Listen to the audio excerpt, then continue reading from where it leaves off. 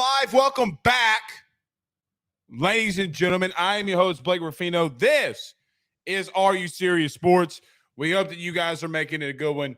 We know that we are as well. Huge show in store for you tonight. I know it's not the normal time at 7, but we're not going up against BK at 7. And we're not going up against Thursday Night Football. We're just not doing it. We're just not doing it. Woodlawn and Zachary play tonight. 2 4-star quarterbacks. 2 4-star quarterbacks going at it here tonight inside the state of Louisiana. One committed to LSU. Obviously, the other one going to Alabama. I am not sure if Eli Holstein will play tonight, but we'll see. We'll see. Kind of analogies. It says lots of pauses in the intro. Yeah, if you're talking about Coach Prost, then yes. Yes. So we do have a big show in store here tonight. LSU Keys to Victory. Guys, we do this every Thursday. I give you 3 or 4 key things, in my opinion, of how LSU's got to win this game. Last week, we were damn near flawless. As, you know, I said, if LSU doesn't come out first or fast in the first half offensively, they're going to really struggle, but defense would win you the game. We'll give a pretty, at least my game plan, really, it's a game plan of how to attack Tennessee, right? Like it's nothing special, but it's just how I would attack them moving forward. Let's see if LSU does that. We'll get into that. We'll spend a majority of our time here tonight talking about keys to victory. We'll get to a lot of your comments as well. And hashtag Ask Blake. So if you comment, thought, concern, any of that, get it to us inside the Rudy Crew chat. We'll get to as many of them here tonight as we can. David Cone, former Michigan quarterback David Cone from Crane & Company and the Daily Wire, joins us at 6:30. Want to talk to him about, look, he's played quarterback at a very predominant school. He's played quarterback in college football at a high level. I want to get his thoughts on Hendon Hooker, and we'll go around the SEC and college football as well, maybe dab into the NFL just a tad with Cone, and we'll see. But I want to know what he sees when he sees Hendon Hooker. How does LSU contain or stop him this upcoming Saturday? We'll get all of those thoughts. Also, the Saints are in big trouble, y'all, in my opinion. Guys, I think they're in big trouble. So we'll get to that as well. Like, I think that they're in big trouble. Big trouble. Now, you say that, we'll see. But I still think the Saints are in deep trouble. Deep trouble. Jason said, so let's get to a couple comments, though, before we get started. Jason said, should have played BK audio from Auburn.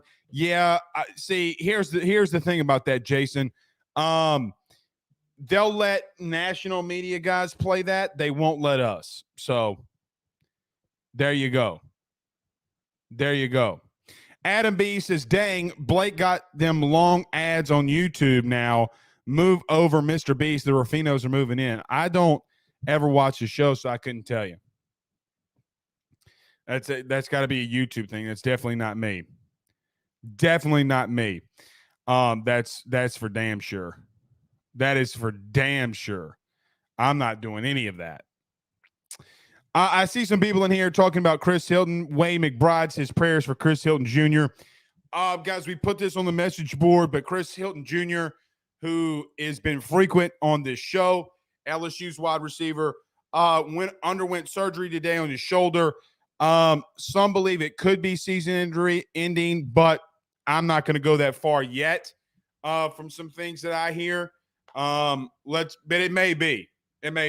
I know that Brody Miller said sources confirm and all that kind of stuff, but let's see how the rehab goes. But more than likely, he's right. But yes, Chris Hilton Jr. did have shoulder surgery today. Logan says, in your opinion on needing Prime for Thursday Night Football, your opinion on needing. Oh, I mean, I have Prime for a whole bunch of reasons. I don't have it just for Thursday Night Football. I'm not a big TV watcher, guys. You know, like I don't watch a lot of TV outside of football. So I have stuff like that. And what's the thing that Game of Thrones comes on? HBO, Hulu. Like we got all of it. And we got basic cable or Spectrum, whatever you want to call it. My wife makes me get all of it. So because shows come on different things and all this kind of stuff. And happy wife, happy life, dude. Happy wife, happy life. I'm not, you know, that's one. Look, to all you people that have girlfriends, fiancés, there's certain battles you fight and some battles you don't. Sometimes you just got to pick. I learned this the hard way. There are just some battles you just don't need to fight. That's probably one of them. Jamie Brady says Max Johnson out with a broken bone in his hand, question mark. Yeah. Yes. And it's only getting worse for Texas A&M. They're a very beatable team now. I don't think they go their traditional 8-4. I think they're looking at a 6-6, 8-6, 7-5 type of season. Haynes King is worse than Max Johnson. A lot of you don't like Max Johnson, so imagine a quarterback that's worse. Unless they go to Connor Weigman, the 5-star quarterback, they're not going to do anything. So yeah, I don't, look, man, I don't like what, if I'm an A&M fan, I'm writing this season off, in my opinion. Jimbo's got to get a new offensive scheme in there. He won't do it. It's going to be his downfall. It's going to be his downfall. And how crazy is it that his ultimate downfall is going to be the same as Les Miles when you try to fire Les Miles and Jimbo Fisher would have been your next head coach, man? I mean, look, talking about dodging a bullet, and look, maybe we dodged a bullet twice. Now, some people believe that Scott Woodward really wasn't after Jimbo, that he was doing Jimbo a favor. Maybe. I'm assuming this is Mike Scarborough from TigerBait.com. He says, go, Blake, go, Blake. Thank you, Mike. Y'all talking about YouTube ads, move over Mr. Beast. That's Mike. Tyree Love says, simp talk. Don't know what that necessarily means. But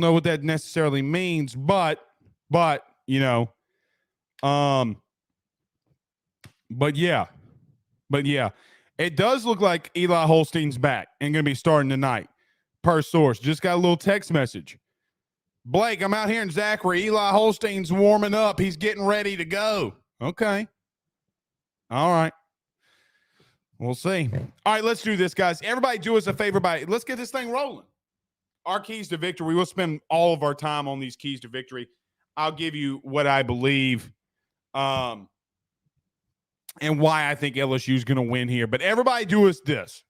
Do us a favor by hitting like and share. Share to all of those Facebook groups. Guys, if you're listening to us live right now on Facebook, you guys have been blowing up our Facebook numbers. Thank you so much. Continue to do that. Hit the like, hit the share to all of those Facebook groups, share to all your social media pages. We greatly appreciate you doing that. Also, if you're listening to us on YouTube, like, subscribe, notification bell, all of that good stuff. I put a lot of stuff in our message board thing. Go subscribe, $7 a month, guys. It's not that much. AYSSnetwork.com. Go subscribe there today as well. If you're listening to us on TuneIn, XM Radio, anywhere you listen to audio podcast, rate, review, subscribe, all that great stuff. We greatly, greatly appreciate you doing that. Score predictions. What are your score predictions? You can fire them inside the Rudy Crew chat now, and we will get to them outside the break. Let's do this. Let's pay these bills. Let's talk about our good friends over at GM Varno & Sons and betonline.ag. Guys, we return in 1 minute and 15 seconds. Got a lot to discuss on how LSU is going to win this game. With over 65 years of experience, nobody is better equipped to. BetOnline is the fastest and easiest way for you to wager on all of your favorite sports, contests, events, with the first-to-market odds and lines. Find reviews for all the news for each league, including Major League Baseball, NFL, NBA, NHL, combat sports, college sports, esports, and even golf. BetOnline continues to be the top online resource for all of your sports information for live in-game betting, props, and futures. Head on over to BetOnline today and use your mobile device to join and make your first sports bet. Use our promo code BELIEVE50, that's BELIEVE50, BLEAV 50, to receive your 50% off welcome bonus on your first deposit. That's betonline.ag, betonline.ag. With over 65 years of experience, nobody is better equipped to service in your vehicle than GM Varnado & Sons. RV repair, big rig overhauls, motorhome chassis, routine maintenance, tire rotations, tire sales. No job is too big or too small over at GM. If you break down the side of the road in the greater Baton Rouge area, they will come and get you. And the best thing about that is that they can come and get you, and then they can bring your vehicle back to their shop and start the repairs right then. Again, GM Varnado & Sons. Go see them over at 2500 Fuller Boulevard. Give them a call at 225-664-9992. 225-664-9992. Tell them your good friend Blake Ruffino sent you on by. All right, let's get this thing rolling, y'all. Let's get this thing rolling, y'all. A lot of people firing in these score predictions.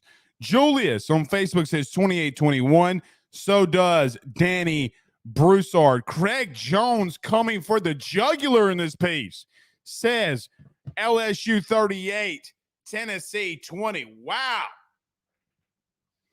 Boogie Season on YouTube says JD5 called that meeting. They're mad hyped up. They are mad hope. They put 300 plus passing yards on this team. You're not going to need 300 plus passing yards to beat them. I'm going to tell you why here in just a second. James Sells says LSU 31, Tennessee 24. And Based Pill Clips on YouTube says 28-24 LSU. So listen, a lot of people are asking me if I'm going to be positive here with LSU. Yeah, I can be. I can be positive or realistic. It's up to you. It's up to you. So in these keys to victory, okay, they're really simple for me. Very, very simple for me. Number one, guys, you're playing at home. You got to kind of use the crowd to your advantage. You have to use the crowd to your advantage. Okay? I can't believe I'm going to say this, but I do think my game plan would be, this is just me. I don't know if LSU is going to do this, but this is just me. We've seen Tennessee be vulnerable in the running game. Okay? We've seen Tennessee give up long runs to Florida, Pittsburgh. We've seen Josh Heupel type of defenses do that in the past. I don't know if you don't come out and try to play a little bit of keep away, because their offense is going to go really fast. Now, let me say this. This doesn't mean that you can't have times where you don't go fast, but I think the number one key for me is that LSU's got to win the time of possession. And if they dominate time of possession, I really do believe that LSU is going to win. The best way to shut down a really good offense is holding on to the football. That's how you do it. At times, you know, you throw the ball. You can come out throwing the ball 15 times out of 17 of the first plays, especially if you're connecting. I don't care about that. As long as you're moving the chains and holding on to the football. I'm not saying wait till the last second to snap the ball. That's not what I'm saying. Now, that may not benefit your quarterback because Jaden has shown he wants to go fast. My concern in this game is if you start getting in a shootout, if you start trying to go toe for toe with Tennessee and Hendon Hooker, you're going to lose, right? Like, let's be realistic, okay? The good thing is that you can do multiple things. You just cannot let Tennessee go march up and down the field. I think LSU's defense will do some good things in this game. I even think Hendon Hooker He's due, guys. I said it last week. I'll say it this week. He's due for an interception. He's due to throw a pick. Now, will he? I don't know. The young man is very smart in all his decision making. The way to keep him on the sidelines is exactly what Ed Orgeron did in 2018 in that bowl game when they kept the ball away from that UCF offense. They kept the ball out of Josh Heupel's hands. 44 minutes of time of possession. You're going to have to run the ball. You're going to have to be successful in running the ball. You get Garrett Dellinger back. Utilize him.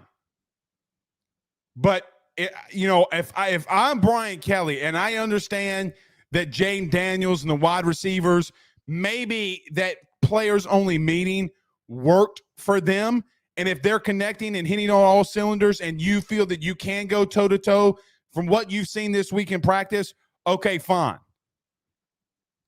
But if I'm Brian Kelly and Mike Denbrock, I'm going to my offensive line and my running backs and say, guys, we need you to win this game. And you don't have to do even what you did last week in running the ball for 200 yards. Now, I hope that they can. I think that they have the potential to do that because Tennessee's front seven is not better than Auburn's. And guys, quite honestly, when you run the football for 200 yards, 195 net rushing yards, you're really pushing some people around. You're really, really, really pushing some people around. Josh Williams is a physical running back. Now, you can't go out here and go 8 of 20 or 11 of 26 in total passes thrown for 80 yards and beat Tennessee. You just can't do that because they're going to score some points. Guys, I feel like Tennessee can go anywhere in the country, Alabama, Georgia included, and score 25 points at minimum against anyone. Against anyone. Play a little bit of keep away, run the football when it warrants it. Hey, if it's second and four, instead of trying to pick up the first down through the air or calling a pass, do an inside run. Get 2 or 3 yards, 3rd and 1. Maybe you can run it again. Pick up a first down. Let that clock bleed. Let the clock bleed. I'm not saying play conservative. Guys, and here's the thing. When you talk about running the football, playing a time of possession game, that's not being, people will call that conservative. That's not necessarily true because what you're doing and what we've seen your team be able to do is be able to run the football and lean on teams in the 3rd and 4th quarter. Why don't you come out and utilize your strengths? Now, the last thing of number one, you cannot have penalties in the first half and shoot yourself in the foot. You just can't. You got to come out fast. The game is 4 quarters. It's not just a 3rd and 4th quarter game. It is a 4-quarter game. At some point, LSU is going to have to come out and start swinging. You're going to have to go Rocky 3 Clubber Lang. Bell rings. You got a new style. You come out there, bop, bop, bop. Punch them in the freaking face. Show no mercy. But go out there and start jabbing. Take some body shots in the running game. Bop, bop. Make sure they remember the reason they play, or the night, or the day they played LSU. Number 2, if you're able to utilize number 1, keeping your defense off the field as much as you can is going to lead you to a key of a victory. This defense has shown, guys, they're really good defense. They showed signs a season ago they can be a very good defense. You know, the one thing that's so funny that I often think about and I've thought about this so much this season,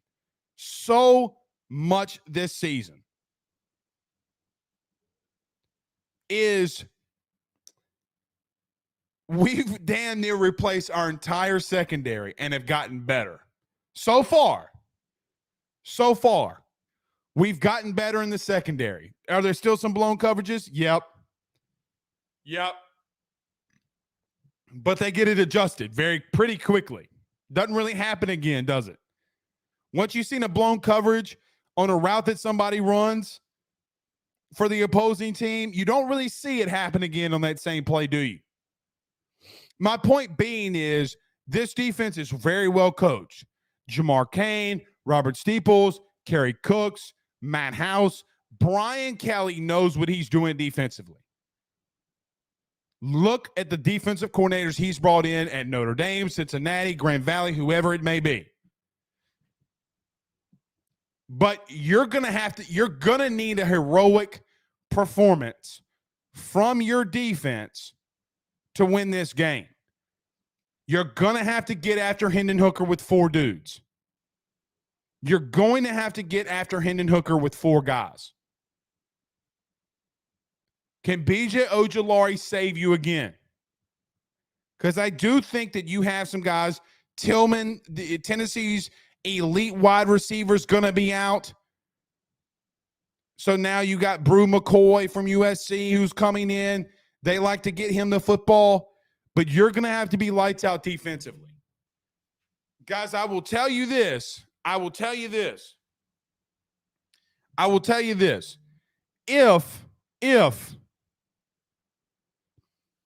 you hold Tennessee to 14 to 17 points in the first half, you're going to win. If you hold Tennessee to under 17 points in the first half, you're going to win. Because I think what LSU does and how they lean on teams has been their biggest strength. The number 17 in the first half, you do that, you're going to win. Number three.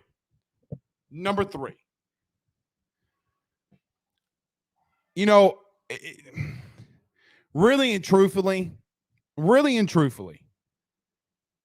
you got to believe.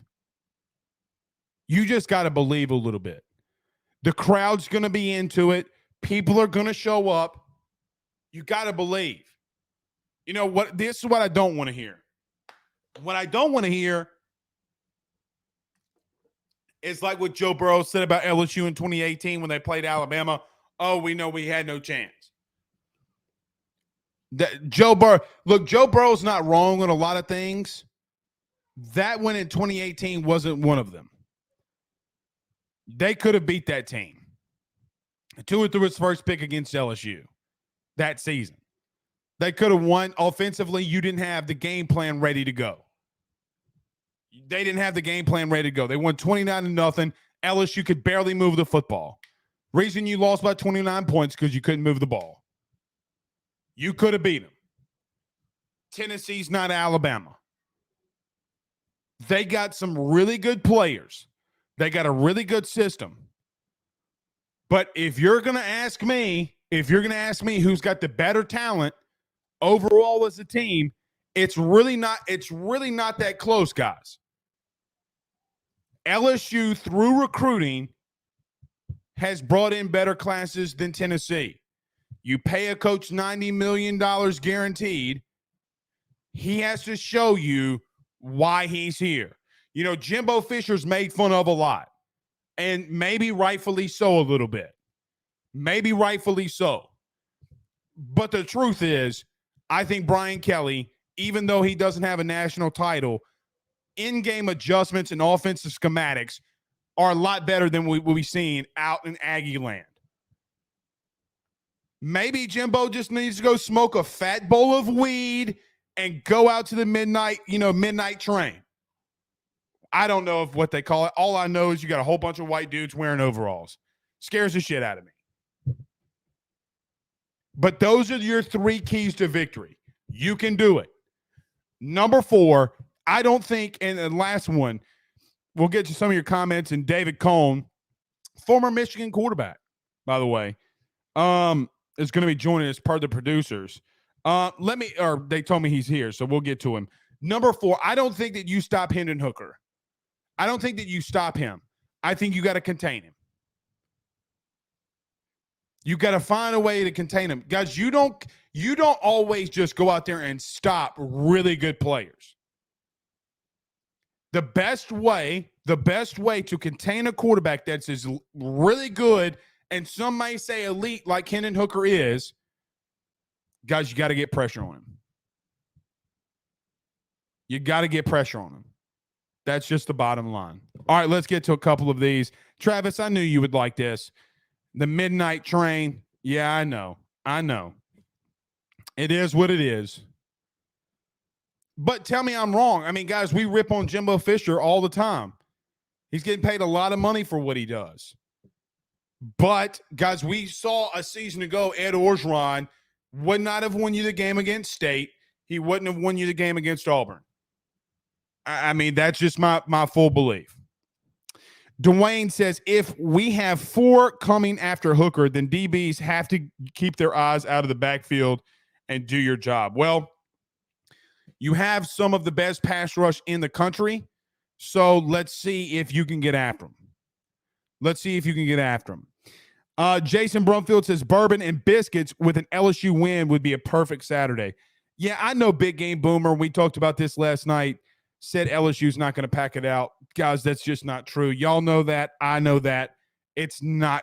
That's very remotely from what's going to happen. Guys, so I passed by LSU today. Brian Kelly was doing his press conference.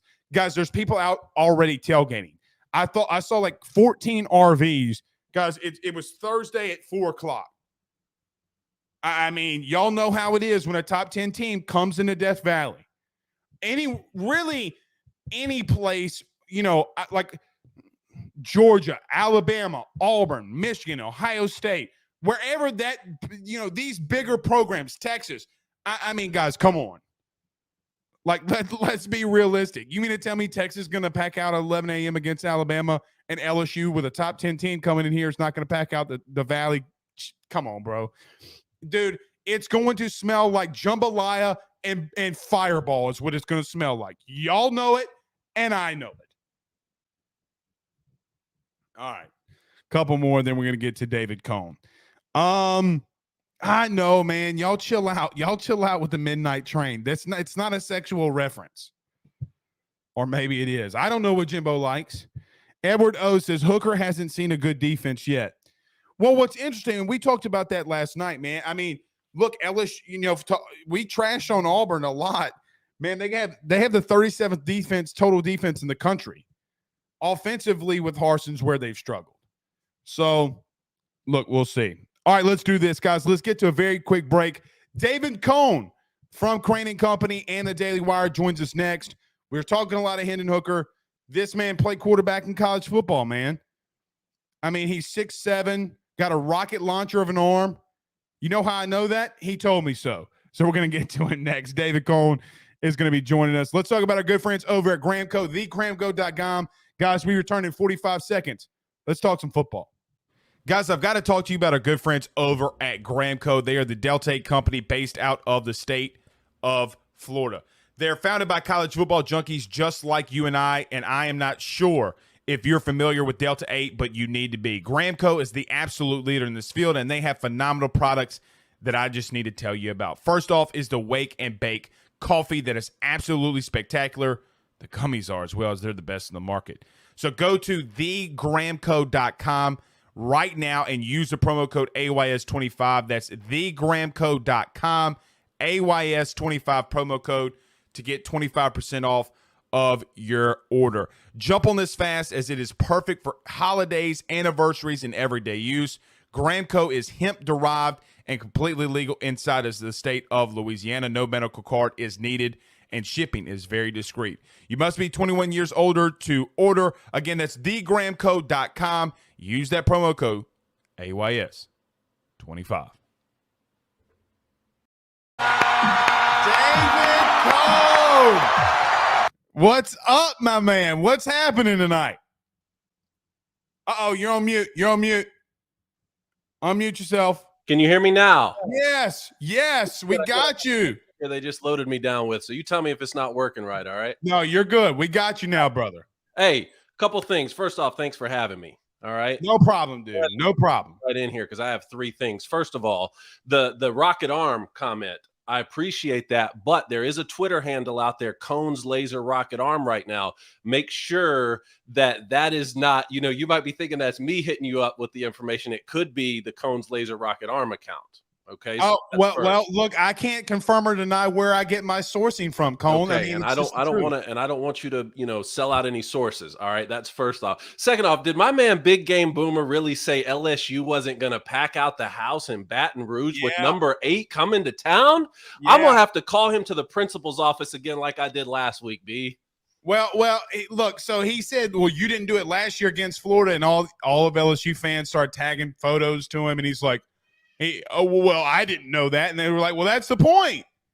I mean, the number 18, David's coming to the, I'm telling you right now, I don't know what level of trolling is going on with BGB, but I'm telling you, man, the LSU fans, and I'm not just saying it, B, because I'm on your show right now. Whenever we do a story on LSU, that thing rides. I mean, y'all ride as a fan base. I was just telling my dad's in town right now. I was telling my dad, if you really want to see a fan base go, it's LSU for sure. And now number 8's coming to town, and I'm telling you, Blake, this Tennessee team is good. This Tennessee team is good. I'm excited for this one. So let's go there, David. I want to get – and because I don't know what to make of Hendon Hooker in the sense of Cone, he's thrown 45 touchdowns to 2 picks. I mean, he hasn't thrown an interception all season. I guess when you look at Hendon Hooker, because I don't know how you stop him, Dave. Like, I really don't. I guess when you look at him, what do you see in Hendon Hooker? I see exactly what you're talking about. I look for 2 things when I'm grading quarterbacks. One, completion percentage. His is 71%, B. All right, that's good. And then I look at touchdown to interception ratio, and you just laid it out. I mean, what does he have? 0 picks this year and 2 in his career. And you could see, like, hey, who did he beat out last year? Who was the starting quarterback? It was the Michigan transfer.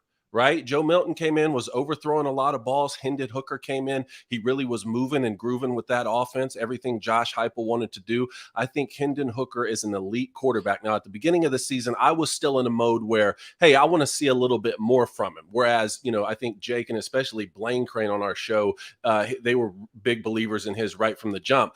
But I tell you, he's as good as it gets. And like you said, you're not going to stop him. Right. You have to figure out a way to contain him and maybe get him flustered a little bit, And if you can go into this thing in the 4th in Baton Rouge, if it's even close and you can go steal this thing late, I'm telling you what, that place is going to be rowdy. And you look at y'all's quarterback. I'm looking at Jane. I'm looking at numbers down here too, Blake. I mean, you're talking about 68% completion percentage, also no interceptions, also dangerous on the ground. Also, if you rush past him with edge rushers and you leave the front door wide open in the pocket, he's going to take off and hurt you. So I'm telling you, I think that this thing could be interesting, Blake. And the word out on the street right now is if this thing turns into a shootout in Baton Rouge, if Tennessee LSU turns into a shootout, that favors Tennessee. And I've been nodding my head to that, right? I've been nodding my head. Tom Luganville came on the show, and I got to thinking about it right before I came on here. And let me tell you why I think if this thing turns into a shootout, the LSU fans should get excited about it. Because if it turns into a shootout, that means y'all are scoring on Tennessee, right? That means y'all are scoring on Tennessee. And if I had to pick a team late in this game to go and get one stop, because that's what you need in a shootout, you need that one stop late, I'm looking at LSU's defense. All right, you just sold me. All right, I thought the opposite, Cone. I think you just changed my game plan.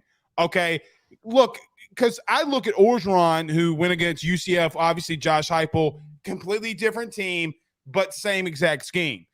They held the ball for 45 minutes, but they still threw the ball 41 times. Burrow threw for 400. I mean, there's ways you can go tempo without really going tempo. But I agree with you.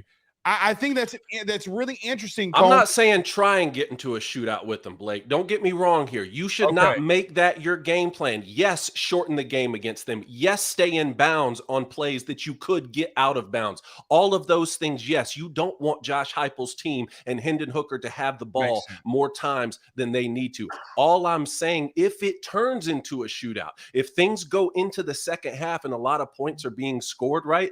I'm saying that means that your offense is scoring on them too.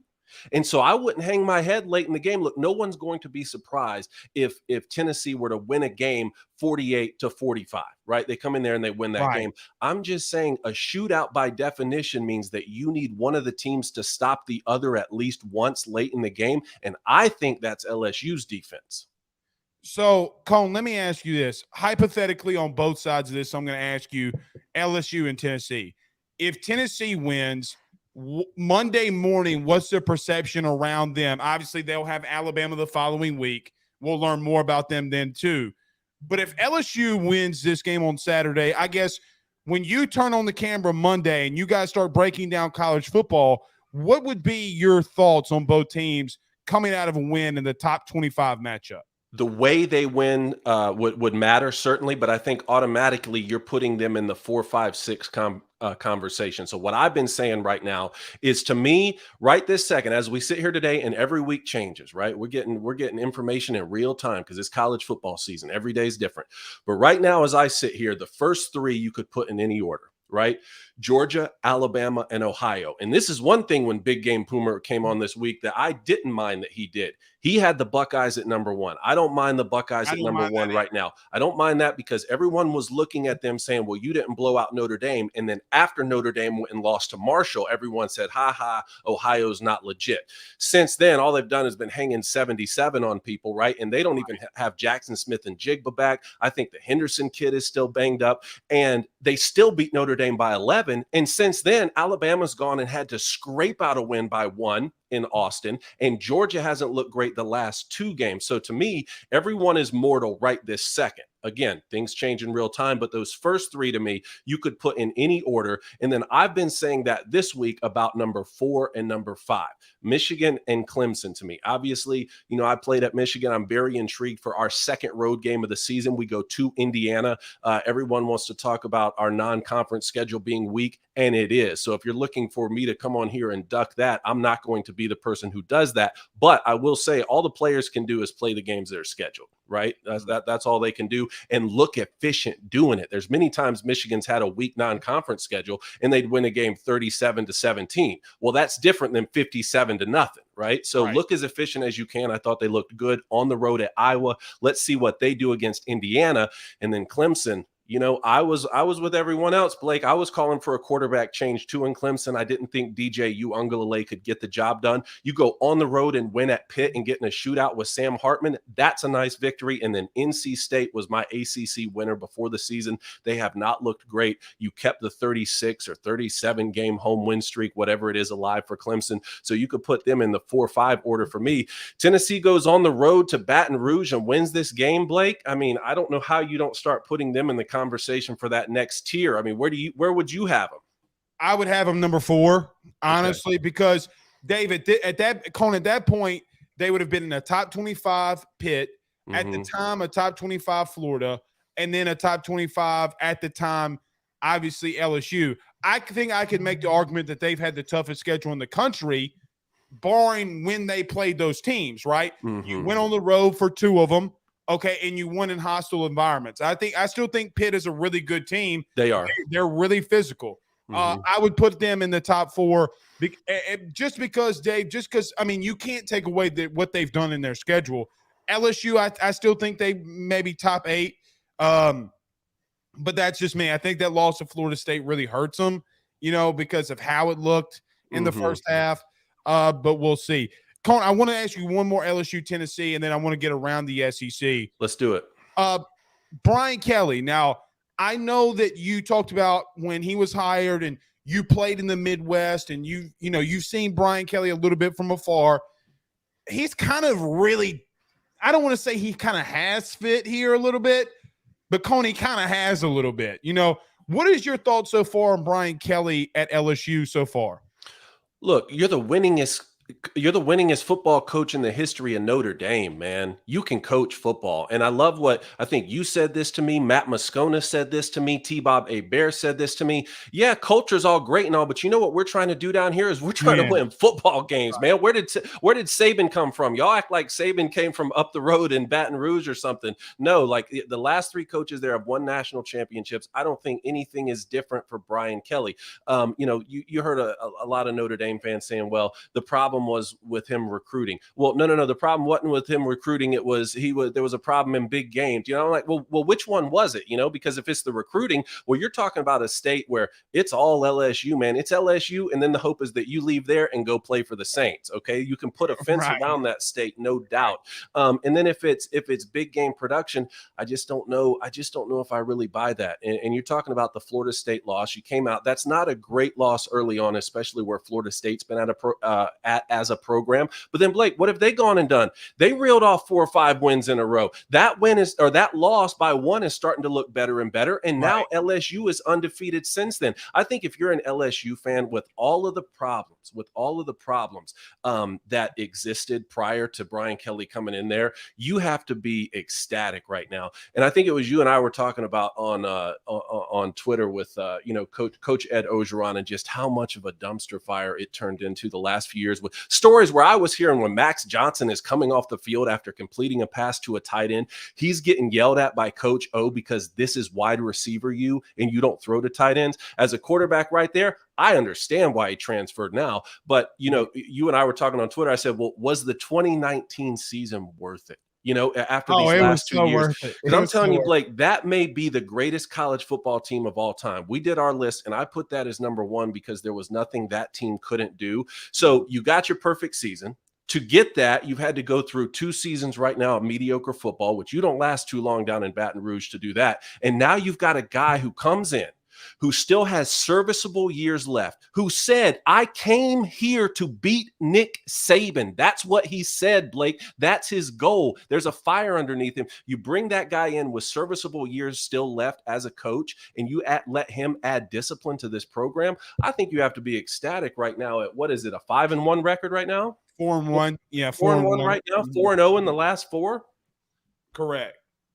And look, Cone, Mississippi State's not a pushover. I mean, with KJ Jefferson, and transitioning in here a little bit into the SEC, I mean, they beat Mississippi State. And look, State could be 5-1 because Arkansas, KJ may not play. I mean, that's another big win. If LSU finds you're talking about the Mississippi State win for LSU? Yeah. No, that's the best win on the schedule. That's right. The best. When you look at Will Rogers spin the football around and you see what Mike Leach is doing. Now, one of the things I always compare Mike Leach and Jim Harbaugh is their eccentricity, right? Eccentricity is not necessarily a great quality to have as a head coach if you're just trying to win as many games as possible. You don't see that with Bill Belichick or Nick Saban, that kind of stuff. It is great if you want marriage advice, like we saw Mike Leach give this week, Right. But make no mistake about it, that guy can game plan with the best of them. And I'll tell you what's so impressive about Mississippi State right now, man. I know that he is an air raid guy, but they are running the football. They're running the football to set up Will Rogers through the air.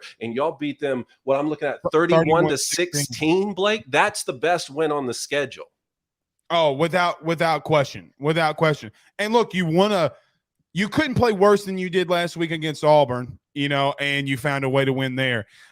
Cone, let's go around the SEC. Well, let me talk about that Auburn just 1 second before you switch, because you won the second half, which is what's most important. When you're talking about how do you grade a coach so far at a new school, I'm grading second halves. That's what I want to see. And you're winning the second halves, and you can say what you will about Auburn being down this season, and they are, but anytime you go into Jordan-Hare and get a victory, because that place to me is the Bermuda Triangle, then you be happy with a 1-point win and get out of town, right?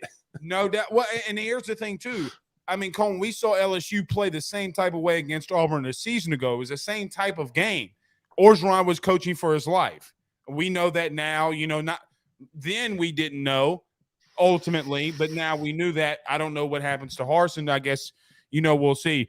Cone, I want to go around the SEC with you very quickly. Please. You told me this, and I know Jake Crane told me this when I came to see you guys in Atlanta. When we're sitting there in y'all studio, and both of you guys said, watch out for Jalen Milroe who is the backup quarterback at Alabama. Both of you were kind of hammering on him. Bryce Young goes down, Milroe goes in. I guess when you saw him against Arkansas, what were your first thoughts seeing him live and in action? Well, kind of like we just talked about LSU winning the second half against Auburn. He came in and he won that second half. I mean, 3 rushes, one by him and two by Jahmyr Gibbs in the fourth quarter. 3 rushes combined between them in the fourth quarter, to me is very impressive, especially when you know the game plan from Arkansas must have been, or at least I'm hoping that it was, go after this guy, make the backup quarterback with the Heisman Trophy winner on the bench beat us through the air when we've gotten the game to within 5 points. I at least hope that was the game. Or the game plan. It still wasn't enough. I think it was very impressive for a young kid to come in there. Look, I've been in those situations, Blake. I just know when the stadium's full and you're on the road and the other team has all the momentum. It's a game of momentum, right? The other team has all the momentum, and you're looking over at the sideline, and the Heisman Trophy winner has his helmet and his pads off. That's when it's time to step up to the plate, and Alabama did that. I was very impressed. But I'll tell you what, the next 5-game stretch that Alabama has right now is an absolute gauntlet, just like everyone's is in the SEC West. I don't know if they win all those games, Blake, without Bryce Young on the field. I kind of agree. And Dave, once Bryce Young went down, I was like, I tweeted out and got ripped for it. I said, SEC West now is officially completely open. Yes. Right? Like, I mean, because look, we got to see Jalen Milroe do this against everybody. Oh, first. yes. Week in and week out, series in and series out, play in and play out. You're exactly right. Right. I mean, SEC West, thank you for being open. And not just the West, they're going to get Tennessee too. That's what's so great about Tennessee right now. And Tennessee's schedule's laid out so well because they went on the road at Pitt to play a good team, not a great team, but you get seasoned on the road early. Then you get a Florida team, a good SEC team, not a great SEC team right now, but you get them at your place. Now you're going to go on the road to LSU, a hostile environment that can really test you before you go and get who? Both Alabama and Georgia. So this is a great litmus test because the Volunteers get LSU, Georgia, and Alabama. We're going to have some great crossover information here. They could easily, Dave, I said this, and I don't know how much conviction I have behind this, but if Tennessee has 2 losses, and the rest of college football kind of is a little dysfunctional, could they be the team because their strength of schedule is so big? Okay, because look, you at some point you're going to play 6 right now. They would play 6 ranked opponents at the time. Dave, that's unheard of. Yeah, no, it really is. If your question is, if you're about to finish that question, could Tennessee be the first team to get in with 2 losses? I will say no. Could you and I sit here and draw up a hypothetical situation on the whiteboard and really do a deep dive with some scuba gear on? Yes, we could come up with a situation where we look at it and you say, you know what? We could feel comfortable putting Tennessee in. All I know is this: every single year that I've watched college football since the playoff has been instituted, there's never been a situation where we've had more than 3 teams who we really knew were able to contend for a championship. The COVID year a little bit different, 7-1. Texas A&M, I think Notre Dame gets in that year, and Texas A&M had a legit complaint to make with that. That was a little bit of an anomaly year, though. Could you and I make a hypothetical situation where a 2-loss Tennessee gets in because of this schedule and what happens around the rest of the country? Yes, I just feel like everything's going to shake out, especially now that Clemson has passed the 2 toughest tests on their schedule. I still think Clemson could lose a game. I'm not handing the ACC to them. I just think that it's looking better and better for them to go undefeated. Michigan and Ohio, that thing's going to take care of itself on November 26th in the Horseshoe. Let's see what happens in the Big 12, because now Oklahoma has 2 bad losses, right? Texas has 2 losses. So you're looking at Oklahoma State, or maybe how legit is Kansas and TCU that we're looking at on Saturday, which is going to be awesome. And then we also get to see Utah at UCLA. UCLA is unbeaten. USC is unbeaten. So this stuff always has a way of working itself out. And I think the way in which Tennessee perhaps loses some of these games coming in will be telling too. But this is the best time of year, Blake. I call it Separation October, brother. There it is. You separate wrapper from candy. You know, and by Very the way, apropos for the season, I sir. haven't forgot about your candy corn take. Don't, I'm not going to let you go on that one. No, please don't. Are you pro candy corn? Dave, I'm 6'4" an offensive lineman. I'm pro food. You know what I mean? Yes. Like, That's I'll what I eat needed to anything. hear. I have started the a hashtag Stop Candy Corn Hate movement with my friend Michael Knowles, and yeah, we're out here defending the things that matter, Blake. You know that I'll eat anything. My Like, wife hates it. yeah, Megan does too, man. Megan does too. I do want to get to this to you, Cone, because Michigan, your alma mater, they intrigue me a little bit. Look, John Harbaugh, for all of his criticisms, I think it just kind of shows, Cone, that it might just take time for you to get your system in there, get your right footing in there. They've done that. And look, I know the Maryland game was kind of an off, like down, dreary game. They're good though. But good, I mean, they're good though, man. Maryland's good. Maryland's good. I'm saying, you're not the OC at Alabama. I'm talking about Mike Loxley now, unless you can coach football and then you go get young Talua Tungavailoa to play quarterback for you. They're good. They caught me a little bit by surprise. And again, it's not even that game was close that I was frustrated at Michigan. It's the mistakes that they were making. That's what I'll say. Let me just start macro for 1 second here, Blake, because Lloyd Carr brought me in, and Rich Rodriguez came in when I was a junior. He came in from West Virginia, tried to run an entirely new system, spread offense with three other guys like me, slow quarterbacks, right? Drop back passers, pure pocket passers, was trying to do that at a time when he was trying to get offensive linemen down from 305 to 285 and linebackers from 245 to 225. It just wasn't working in the Big Ten. That ends up, that experiment ends after 3 years. And I think a lot of Michigan fan and the alums and the administration and the AD were looking and saying, okay, we don't want to make another mistake. We didn't realize Michigan's floor was so low.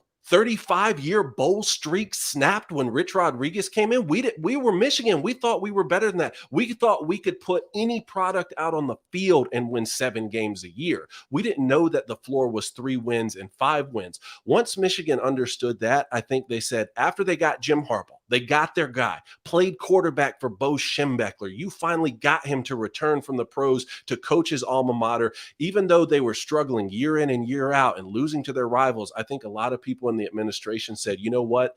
This is better than the floor that we saw. Who else are we going to go get? And that's what I tried to explain to people, even though I was frustrated. I said, you cannot lose to Ohio and Michigan State and not win the division and not win the conference and not make the playoff year in and year out. You just can't do that unless we, as a fan base and as a school and as a program, have given up on Michigan being elite. And I said, I refuse to give up on that. This is Michigan. When you put on the winged helmet, you have everything you want is right there. But what do you have to do, Blake? I said this last year.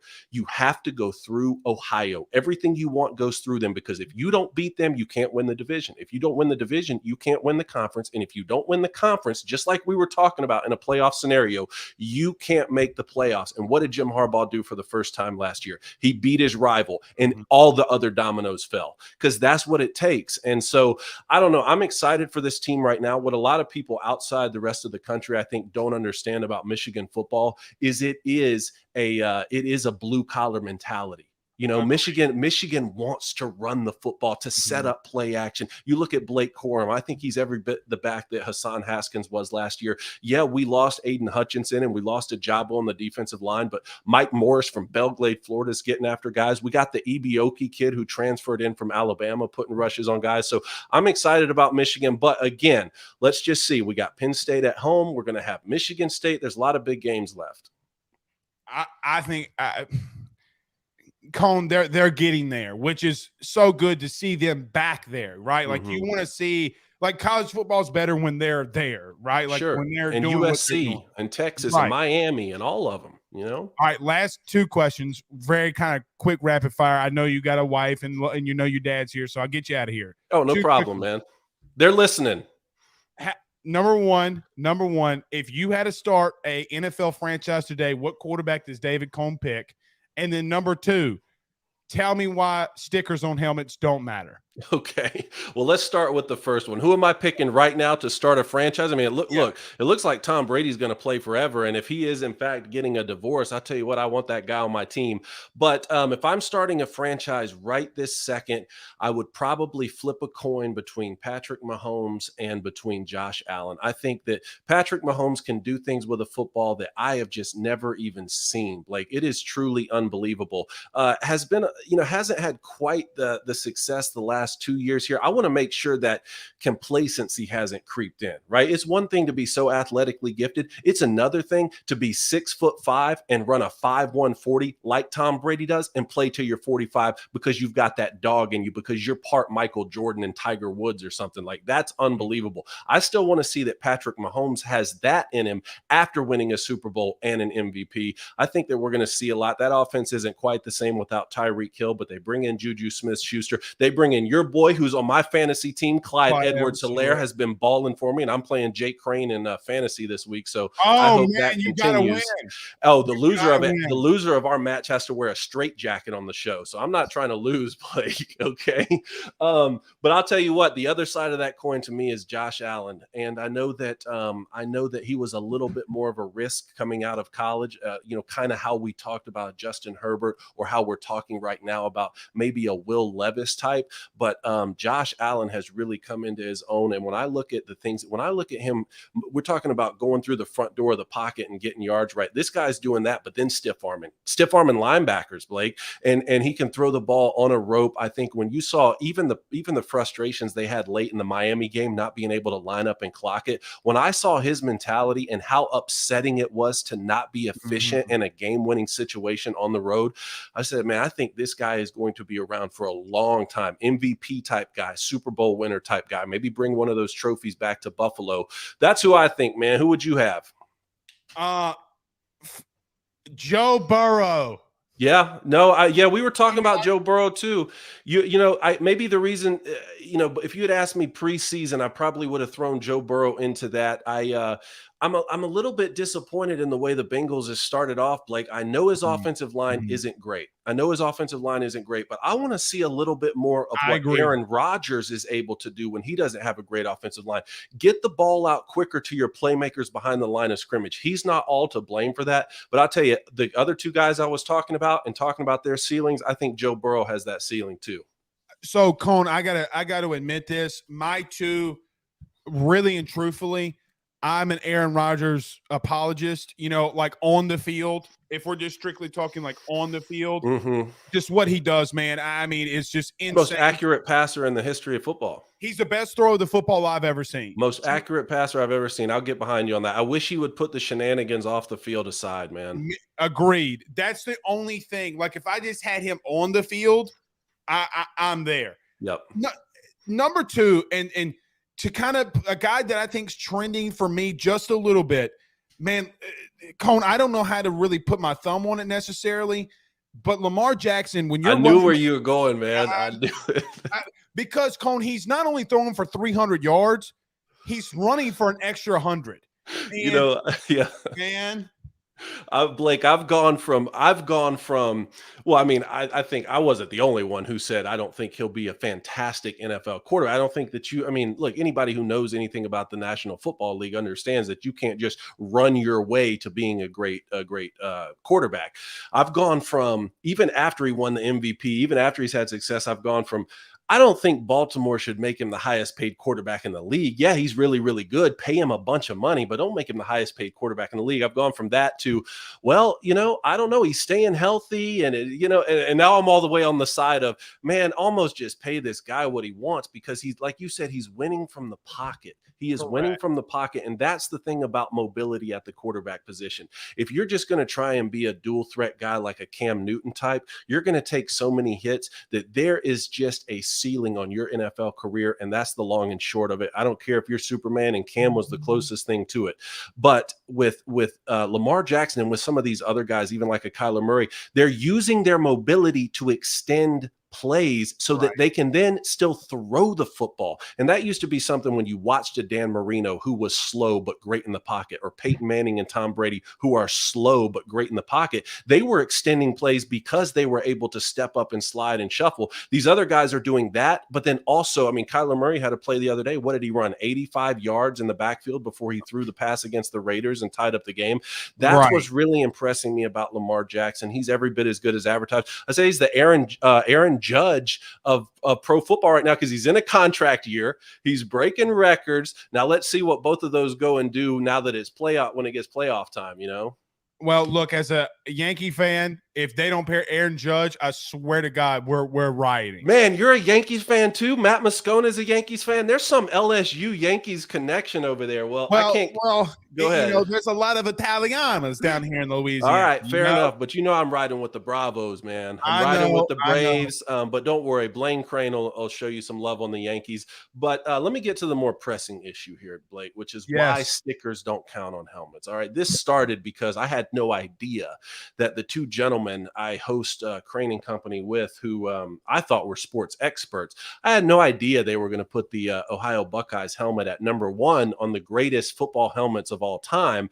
And I said, it's just a silver helmet. What are you talking about? And they said, no. It's really cool with the Buckeye stickers. I said, the Buckeye those don't count. Those are player incentivized stickers that a guy gets to add. To me, what is the stock helmet? What is the helmet you're issued on day 1? That's the team helmet. That's the one that needs to go up in the College Football Hall of Fame. That's the one that we need to judge a college football helmet by, not after it gets decked out with all these incentivized stickers like that. Now, someone came at me the other day and said, well, Michigan's doing it now too. You know, Jim Harbaugh started putting them on just like Bo Schembechler did. I said, yeah, and I don't like it. I'm not afraid to tell you. So I will admit this. I'm not saying this because you're on the show. I tweeted it when it happened. Outside of the purple and gold helmet down in the bayou, my number 1 helmet would be the Michigan. Well, that's because you know football, Blake. That's what I'm talking about. I love it. But dude, there's just something about it, man. You know what I mean? Like, it's just something about it. The tradition of it. I love it, brother. But David, thank you so much for joining us. I know that they all know where to find you, where they can catch you, but just in case, tell everybody where they can find you. Man, please watch our show, guys. Blake, I really appreciate you having me on. Watch our show, Crane and Company, when you're not watching AYS here. We're on at 6:30 a.m. Central. We're on 90 minutes, and we're at 7:30 Eastern. And then you can follow me on David Adam Cohn on Twitter. Look, any engagement, guys, really, it means the world to us because we're able to keep talking ball and bringing y'all the analysis. But Blake, this is great, man. I can't wait to do it again soon. Oh, we're definitely bringing you back, brother. Thank you so much. Hey, go Tigers. Go Tigers. Hey, we got to get you very quickly. We got to get you down here, though. We got to get you down Death Valley. You know, Bama comes into town this year. Maybe the company, like. Hold on 1 second. I'm ordering my flight. All right, done. Come on, man. I will do what Jake and Blaine came down here. We'll show you around. It's going to be fun. I can't wait. Just leave your phone. Tell your wife you're going to be okay. Nothing bad's going to happen. Maybe a little etouffee. Oh, man. Maybe a little jambalaya. Oh, dude. They had Gator. They tried Gator for the first time. I think they enjoyed it. That was their first time? I think so. I love Gator. I love Boudin. I love all of it, brother. Yes. I tell you what I had for the first time at Final Four down there. I had rabbit for the first time. I loved it. Yeah, I mean, I got to be honest. It's not maybe it's good. It's good. You got to put it in a good stew. You know, Dave, they put it in a lot of chili around here too. People don't know. This one was in a stew. It was like a pot pie or something. You got to watch out for it, man. You got to watch out for them Cajuns, man. Thank you so much, buddy. We'll see you soon. Man. See you. All right, that's David Cohn joining us. All right, let's get to our final break, and then we'll get on out of here. Sorry about our good friends, Carol Falls over at State Farm. We return. We're not going to be long. We'll get out of here. Woodlawn and Zachary playing. Guys, you might know my good friend Carol Falls and all the great service that he provides over at State Farm. He is your good neighbor after all. But did you know State Farm has surprisingly great rates as well? Along with the great neighbor service, State Farm agent Carol Falls has surprisingly great rates for everyone inside the state of Louisiana. So call him today at 985-395-4300, 985-395-4300 for all of those surprisingly great rates. on auto, home, and life insurance needs. Like a good neighbor, State Farm is there, and individual premiums will vary by customer. All applicants subject to the State Farm underwriting requirements. I did just want to end the show with this. Guys, I think the Saints are in trouble. I think that, they're not going to lose Sunday. At least I don't think that they will. But, man, you got Burrow in 2 weeks. Burrow comes down to the boot. Seahawks have kind of busted a grape here and there. I don't think it's going to be good. We'll pick that up soon. Let's get out of here, though. Let's go watch some football. See y'all soon. See y'all Saturday morning. Peace out, Girl Scouts.